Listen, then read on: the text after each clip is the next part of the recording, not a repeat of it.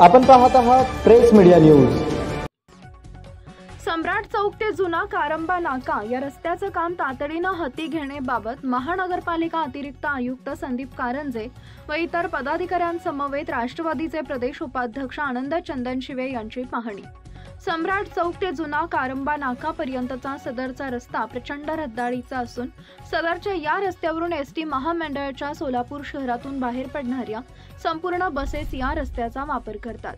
सम्राट चौक ते जुना कारंबा नाका या रस्त्याकडे जड वाहतूक प्रचंड प्रमाणात होत असल्यानं सदरच्या रस्त्याचं मजबूतीकरण करण्यात आले नसल्यानं हा रस्ता कमकुवत झाला आहे।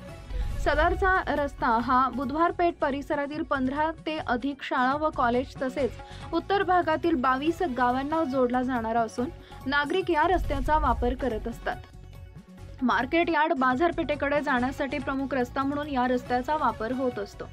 सदरच्या रस्त्याच्या आजूबाजूच्या परिसरामध्ये प्रचंड मोठ्या प्रमाणात व्यापारी बरोबर राहतो। झोपडपट्टीतील नागरिकांना हा रस्ता खराब झाल्यानं मोठ्या प्रमाणात याचा त्रास होत असून सम्राट चौक ते जुना कारंबा नाका या रस्त्याला पिण्याच्या पाण्याची पाईपलाईन व पावसाळी पाण्याच्या मोठ्या प्रमाणात निचरा होत असतो। एसटी महामंडळाच्या प्रचंड वाहतुकीमुळे या रस्त्याची ड्रेनेज लाईन सातत्यानं फुटत असते। या भागात श्री प्रभाकर महाराज मंदिर, जैन धर्माचे जैन मंदिर व सोलापूरचे ग्रामदैवत श्री सिद्धेश्वर महाराज यांनी स्थापन केलेलं मंदिर या परिसरात आहेत। यामुळे या रस्त्याचा वापर भक्त मोठ्या प्रमाणात करतात। हा रस्ता खराब झाल्यामुळे या रस्त्याला प्रचंड अपघाताचं प्रमाण वाढलेलं आहे। यामुळे सम्राट चौक ते जुना कारंबा नाका या रस्त्याचं काम तातडीनं हाती घेण्यासाठी राष्ट्रवादी काँग्रेस पक्षाचे प्रदेश उपाध्यक्ष आनंददादा चंदनशिवे यांनी सोलापूर महानगरपालिकेस निवेदन दिले होते।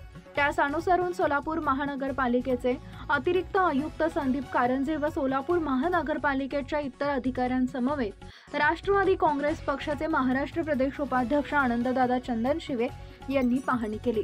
यावेळी नगर अभियंता सारिका अकुलवार, सहाय्यक अभियंता दिवांजी, अवेक्षक सागर खोडसेकर, अवेक्षक अरुण सिद्दीकी, प्राध्यापक अविनाश शिंदे, लालू खंडेलवाल, मनमोहन वेद, कल्पेश मालू व तसेच या परिसरातील नागरिक उपस्थित होते।